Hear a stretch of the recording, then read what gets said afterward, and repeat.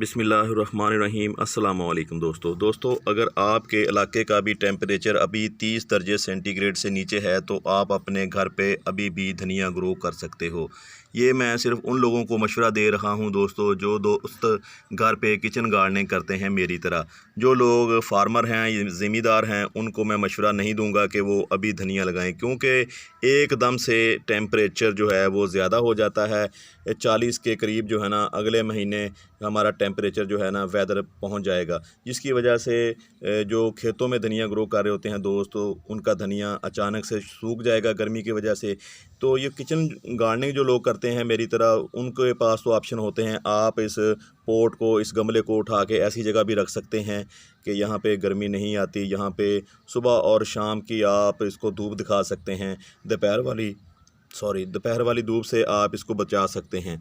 तो लेकिन जो फार्मर लोग हैं उनके लिए मुश्किल हो जाता है, तो उनको बोया हुआ जो धनिए के पौधे हैं वो गर्मी की वजह से सूख जाते हैं, क्योंकि उनके पास ऑप्शन नहीं होते ना। तो हमारी तरह वो गमले को उठा के किसी दूसरी जगह मुंतकिल कर सकते हैं। तो वो लोग जिनके यहाँ अभी टेम्परेचर 30 से नीचे है, या अगले 1 माह के बाद भी 30 तक जो है ना टेम्परेचर रहेगा, जैसे हमारे नॉर्दर्न एरिया हैं, तो उस साइड पे लोग अभी भी धनिया ग्रो कर सकते हैं। तो अगले अप्रैल के एंड में और मई के शुरू में हमारे ऐसे चंद इलाके हैं यहाँ पे अभी धनिया ग्रो होगा, अप्रैल के एंड में और मई के शुरू में। तो वही धनिया जो है ना पूरे पाकिस्तान में डिलीवर होता है, पूरा साल ही आपको धनिया मिलता रहता है। तो आगे जाके अक्टूबर आ जाता है, अक्टूबर के बाद दोस्तों मकामी तौर पे जो हम धनिया बोते हैं तो वो धनिया मार्केट में आ जाता है।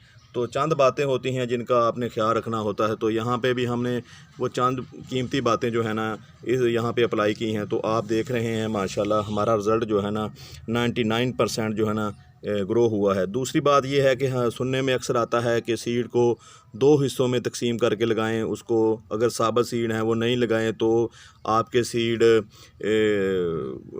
ने ग्रो नहीं होंगे। जैसा कि आपको मैं दिखाऊं, यहाँ पे दोस्तों साबुत सीड ही लगाए हुए हैं हमने। तो साबुत सीड भी दोस्तों एक भी सीड जो है ना ग्रो होने से नहीं बचा। यहाँ पे आप देखें, ये साबुत सीड आपको नज़र आ रहा है। सारे के सारे दोस्तों मैंने साबुत सीड लगाए थे, तो देखें रिज़ल्ट अल्हम्दुलिल्लाह। लेकिन बात यह है कि जब हम जो मिट्टी बनाते हैं ना दोस्तों, उस वक्त हमसे कुछ कताइयाँ हो जाती हैं, कुछ कमियाँ बाकी रह जाती हैं।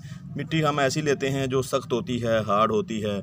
हमारे सीड की जर्मिनेशन जैसे ही शुरू होती है, तो वो जब जर्मिनेशन शुरू होती है, अभी पौधा सीड के अंदर ही होता है, तो सख्त मिट्टी की वजह से एक तो इसका शेल बहुत सख्त होता है, दूसरा आपने सख्त मिट्टी में उस धनिया को ग्रो किया होता है, जिसकी वजह से दोस्तों धनिया जो है वो उस हिसाब से जो है ना उसकी जर्मिनेशन वो अपने सीड से ही बाहर निकल नहीं पाता। बाहर निकल भी आता है तो आगे से सख्त मिट्टी जो होती है, वो सख्त मिट्टी उसको बढ़ने और फैलने में मदद नहीं करती। तो आप सॉफ्ट मिट्टी का इस्तेमाल करें। दूसरी बात यह है कि आप जब भी धनिया ग्रो करें, इसी तरह के चौड़े बर्तन में और कम गहरे बर्तन में आप धनिया को लगाएं। इंशाल्लाह आपको ज़्यादा से ज़्यादा पौधे मिलेंगे और आप काफ़ी अरसा तक अपने घर से ही धनिया को इस्तेमाल करते रहेंगे। दूसरी बात यह है कि एक और काम जो आपने करना है दोस्तों, धनिए के सीड को अगर आप भिगो दें बोने से पहले, तो आपके रिज़ल्ट बहुत अच्छे आने वाले हैं। तो यहाँ पे भी मैं आपको दिखाना चाहता हूँ, ये मेरा 15 दिन पुराना है। 5 दिन बाद मैंने ये लगाया था, इसके 5 दिन बाद। तो यहाँ पे आप देखें, ये धनिया भी दोस्तों कितना अच्छा खूबसूरत जो है ना ग्रो हुआ है। तो यहाँ में भी इसके जो है ना रिज़ल्ट जो हैं आपके पास सामने हैं, तो कोई ढकी छुपी बात नहीं। यहाँ पे आप देख रहे हैं माशाल्लाह कितने अच्छे रिज़ल्ट आए हैं। अभी दोस्तों ये ग्रो हो रहा है, ये देखें जी।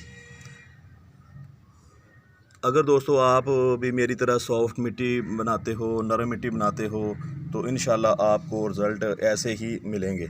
तो ये है मेरे पास कोई 18 बाई 8 का जो है ना ग्रो बैग है। तो इस ग्रो बैग में नीचे मैंने दोस्तों ये जो सब्ज़ियों के छिलके होते हैं ये मैंने भरे थे। तो इसको यहाँ से आधा वो छिलके थे वेस्ट था यानी कि सब्ज़ियों का, तो आधा जो है ना मिट्टी है। तो आप देख रहे हैं माशाल्लाह इसमें भी इसके रिज़ल्ट जो है ना बहुत ही अच्छे आए हैं। तो आगे आपको चंद बातों का ख्याल रखना होगा कि आपने अगर गर्मी से अपने पौधों को बचाना है, धनिए के पौधों को, तो आपने दोस्तों इन ग्रो बैग को उठा के गमलों के बीच में रखना होगा, ताकि पौधों को डायरेक्ट जो है ना गर्मी ना लगे, हमारे पौधे सूखे नहीं। इंशाल्लाह ये 4 माह तक धनिया चलेगा। ये जो है ना आपके किचन गार्डनिंग के लिए, अपने घर के किचन के लिए तो ये बहुत ज़्यादा है।